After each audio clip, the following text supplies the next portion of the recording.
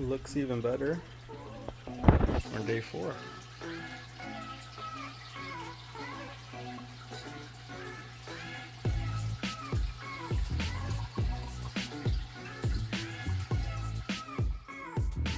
What's going on, my guys and girls viewing?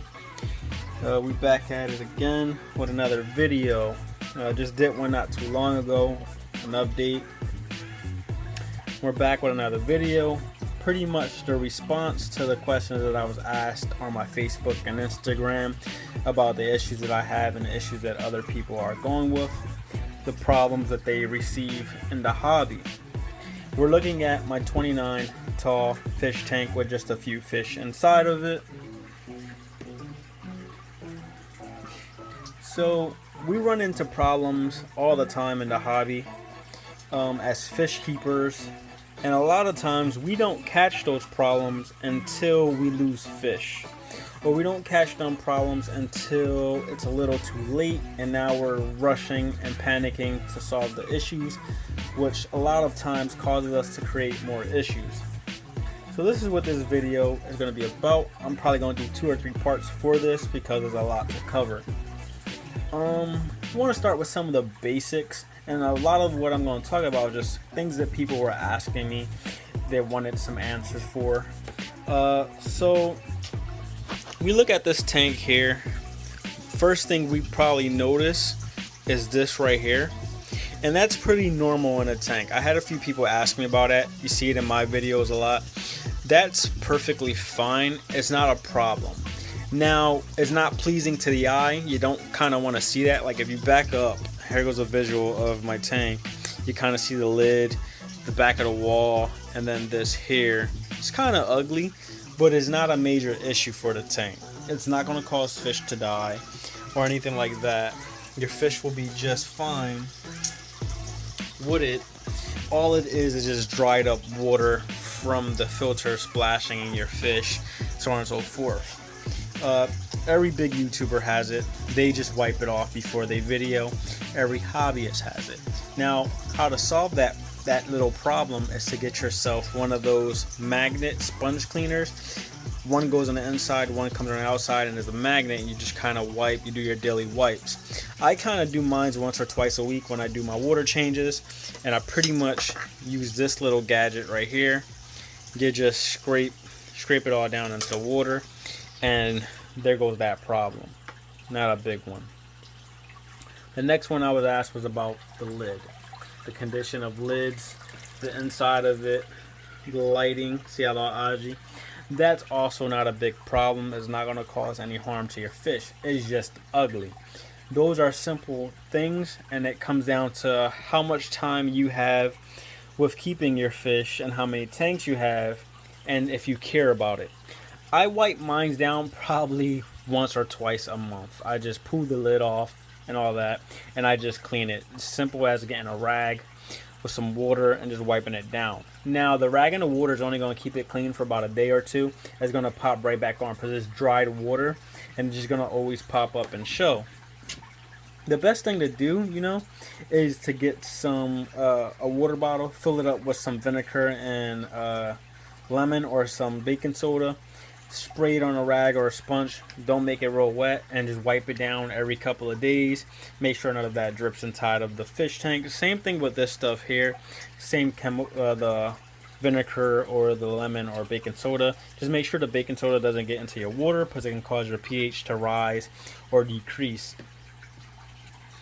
The lemon won't really harm your fish depending the fish you have. Like I have a dojo loach. The lemon isn't good for him because he's more of a skin than a scale type fish, and he will show signs of distress from the acid inside of the lemon. So make sure none of that gets in there. The vinegar, I never got any inside of the water, so it's something I don't know the reaction to it, so just don't get none into the water. The next is water changes with our pHs and all those other things. A lot of us don't check our levels of our water. I only really check mine every couple of months or when I start to notice issues in my fish tank. So water changes, a lot of time we're working long hours and You know, we're dealing with our families, and we lose track of checking your levels. Like, I had a problem with this right here. This is the nitrites, whatever you want to call it. I stopped doing my weekly water changes. I was doing one water change Sunday and one on Thursday, which kept my levels of my water perfect. Started working 5 hours, had a daughter, have a girlfriend. You know, all that has caused time. So I was only doing water changes once a week at the end of the week. And when you have a couple fish or more than what you're supposed to have in your tank, you run into those type of problems and you will lose fish. So that's one thing to look for, is just doing your water changes, making sure you're doing enough. Your filtration, making sure that they're clean. And your next problem is leftover food, poop, flakes, or whatever else you have in your tank. When you're doing your water change, make sure that you're hovering your gravel vacuum down along the bottom of your tank where you can reach. Obviously, I'm not going to be able to stick my gravel vacuum in them areas, so I try to get all over here, in this area here, along the plants, and off to the side of the tank.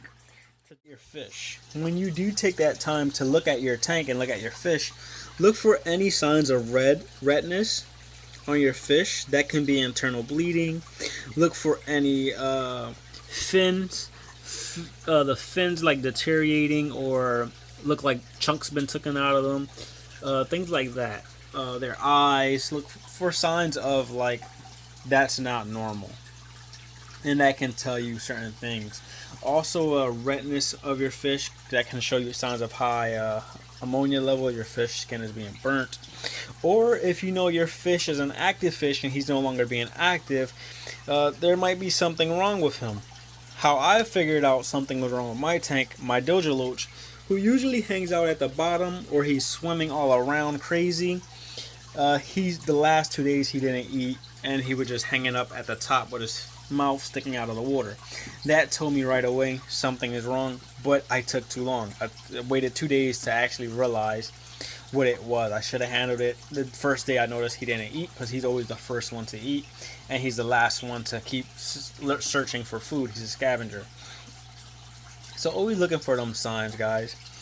Other than that, it's not too much. Also, removing things that can cause this type of issue. I'm going to be removing that rock. The plecos love to hang on it and suck at it because of the slime coat that it builds, and quarry cats like to hang around it because they can go under it and stuff like that. But it just holds too much crap all over the place, and I get tired of dealing with that. So I'm removing it. Make your fish tank easy for you to maintain and clean. Other than that, it's very easy to keep your fish tank. A lot of people ask me why I don't fill to the very top. The reason for that is sometimes I randomly have to stick my arm in the tank, and if you fill it to the very top, your arm goes in it, it's going to overflow. Or if you decide to add new decoration in, you can cause it to overflow. Also, when you got snails, they like to do that. Sometimes just hover at that very top line. So if you do that there, their chance of getting out of the tank is a lot higher. I don't want the snails to get out. I want them to stay inside of the tank. Also, you might have some fish that like to jump. My Doja Loach, he likes to sprint from the bottom of the tank all the way to the top at high speeds, and sometimes his body does come out of the water. I don't want him coming out of the little hole or any exit. So those are things you might want to worry about too. Also, it just makes the water change a lot easier. Now, the downfall of that is this is a 10-gallon tank. I'm obviously not using all 10 gallons, so I'm really have it at about 8.5 gallons of water right now. You have to take that into consideration. Also, it causes this ugly foam of white stuff. Same thing with this tank here. You just see it all along the top. It's nothing but taking a sponge or something and just wiping it off. But other than that, you look at my tanks, they're in pretty good condition. They look really nice, especially this one. This tank is overstocked with snails. About 10 tetras in here and 3 quarry cats. So the leftover food in here, you're not going to see it. The snails are going to get to it. The Corey cats are going to get to it. Leftover food here, you're most likely not going to see it. The snails are going to get to it. These are your little minor issues, just like gravel vacuuming and stuff like that. We did move the beta. Somebody asked me because they didn't see the beta in the other tank. I moved the beta over here.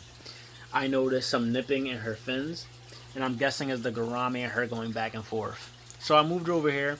She seemed more happy the first 2 days, but lately she's been showing signs of probably not so happy, because she did get along with the other fish in the other tank. Like, she would follow the dojo loach, and the dojo loach would follow her. They had a strange little relationship. She also liked it to bully the gourami, but when we lost the plotty, the gourami started to bully her. So I just pulled her out, put her in here. She hangs out with these guys. She just follows them. So I'm thinking about maybe once I move and I rescape this tank and move them over, to give her a few little friends that she can follow around. You see her right here. She's kind of like with the snail. She likes hanging out with him, and she likes to follow him. I even caught her laying on him, and I was upset because I took too long to take the picture, and she moved. But she was literally laying on top of him. Yeah, but those are the minor little things that we gotta look for when keeping our fish. Don't mind the towel and all that in the background. But it's really simple keeping fish, but life does get in the way of that. And last but not least, I haven't been showing you these guys. We've got the hermit crabs. Hermit crabs are fine, they're doing good. But my problem with this is I haven't upgraded their tank yet. They're still in this 1 gallon tank. I want to get them over into a 5 gallon tank, and I want to scape it, give it more of a realistic look. And I have been having trouble finding shells they can fit into. I know they're outgrowing these, and that's why they're not moving as much. They're more active with bigger shells because they save energy and all of that. And they haven't been eating, but they've been drinking a lot of water. So I've been just Amazon, eBay, going to the pet stores. I just can't find shells that they will fit in. And pretty much how you can tell what shell they fit in, this opening right here, they take their dominant claw hand and they pretty much size it here. If that claw hand don't fit inside of it, they won't move in it. And he's pretty much bigger than this claw wise. His body can go in it with no issue. His claw won't fit. Same thing with this one. This one over here, she fits, or he fits in both of them, but he doesn't want to move. So I'm guessing he's not ready. And as you see, the antennas are out just a little bit. You can kind of see him moving it right there. And that's because he's getting to a point where he's no longer fitting in that shell. So I'm getting worried that he might just abandon his shell altogether or pass. So if you guys know of any websites where I can find shells, please put them in the comment section. It will help out a lot. The next question that I was asked was, if you have multiple tanks, do you show more love to one tank than another? Meaning you're letting other tanks fall apart. The question of that is no for me. I kind of like all of them evenly. I like this tank more due to the fish I have in it, because my dojo loach and my gourami, they're more personable. Today she's kind of not that personable. Usually she's right up here with me. But lately she's been hanging down, so I'm going to do another water change because maybe the nitrates probably went back up. And so yeah, this tank is fish wise, but it's a pain in the butt to keep clear. Mad water changes all the time to keep it looking like this. And using this right here, this stuff works miracle on clearing your tank up. I go through a lot of these in prime to keep it clear, but all of the other tricks and gadgets, they do work, but they don't work long term. This is my favorite tank scape wise. It looks amazing. I just wish I had a background or something, or maybe paint it black or something like that. But this is my favorite tank when it comes to scape wise. I wish I didn't have all the snails, but I don't have the heart to like kill them off or like just do anything like that. And right now I haven't been selling or trading them, so I just have a bunch of them. And this tank is probably, yeah, the third tank that I like. And the reason why I only showcase these tanks and not my other tanks is because these are the first three tanks I started with about 4 years ago. So I started keeping fish again 4 years ago to a huge level. So these are the tanks that I kind of keep in my room. They're my personable tanks. So longer video than usual. Just wanted to touch up a few problems that people just go through, including myself. And that's pretty much what the channel is about. I'm learning at the same time as teaching, and I'm learning from you guys. A lot of people don't comment on my YouTube. I get very small views, but a lot of people do come here and they watch the videos, and then they go to my Facebook and Instagram, and that's where the communication mainly takes place. So if you watch my videos, go to my go to my Facebook page and my Instagrams, and you'll see a lot more pictures, a lot more videos there. Thank you. Please subscribe, comment, let me know what you think. Add anything that you think may be a problem to the hobby. Just give me feedback.